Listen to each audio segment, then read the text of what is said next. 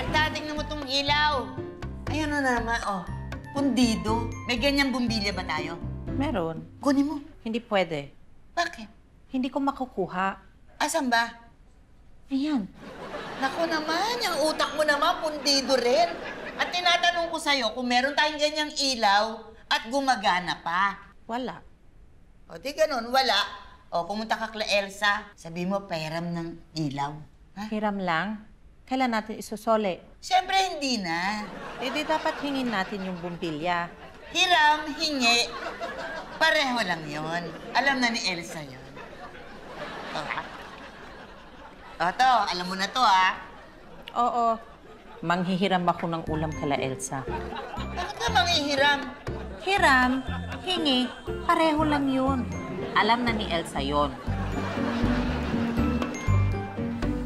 Si Robert? Ay, umalis po sila ni tatay eh. Bakit po? Ay, magpapatulong sana kami na magkabit ng bumbilya. Text nyo na lang po siya. Sige. Meron ba kayong extra bumbilya? Pairam na nga ng isa. Nasa laundry, doon sa may washing machine, yung cabinet, andun nakalagay yung mga bumbilya. Huy!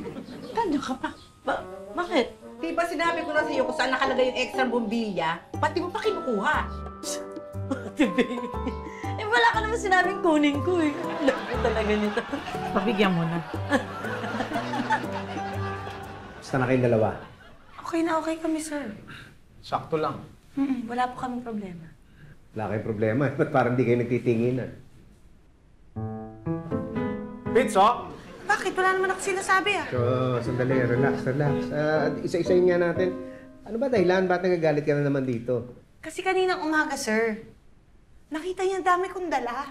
Tapos, hindi man lang ako sinabayan papuntang opisina. Dadalaw kina Pits eh. Hindi naman kita pinapadalaw. Eh, walang almusal sa bahay eh. Kaya pupunta ako kina Pits dahil maraming hotdog doon. Hotdog? Inuuna mo pa yung mga hotdog na yan kaysa sa akin? Ang akin lang naman, sir. Sana intindihin niya yung mga kailangan ko. Yung mabigyan niya ako ng oras. Kasi hindi naman malaki yung hinihingi ko eh. Yung sana maramdaman ko man lang na meron siyang malasakit sa akin. Paano kita iintindihin? Pag kinakausap ka, hindi ka sumasagot. Lahat kinakaya mo. Lagi akong mali. Mali! Pits, saan ako lulugar? Alam mo, simple lang naman ang gusto nitong asawa mo. Ang gusto niya lang, TLC, tender loving care. At gusto niya alagaan mo lang siya. Yun lang yun. Sige, Pits, malinaw na sa akin yan. Ito naman, ang gusto niyang mangyari, kung meron kang mga sasabihin sa kanya, linawin mo, detalye mo para mas maintindihan niya. Kung di niya maintindihan, kung di niya magets, pagpasensyahan mo na lang. Okay po, sir. Naiintindihan ko na po yung sinasabi niya. Di ba? Dapat ganyan pag nag-uusap kayo eh. Dapat relax lang. Dapat hindi mainit yung ulo niyo. Bakit kakaintindihan kayo?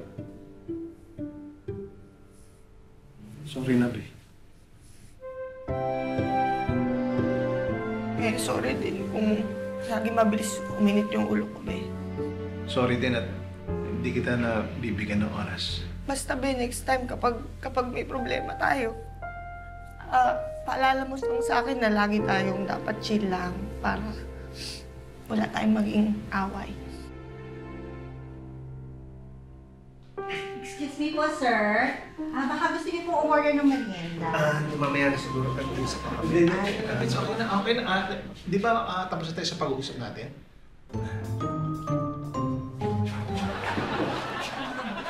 Teka, relax.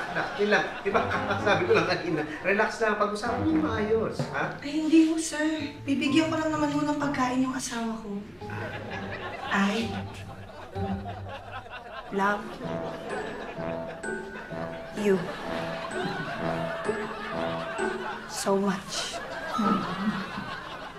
I love you so much, babe. You love! Tawa, tawa, tawa, tawa, tawa, tawa, tawa.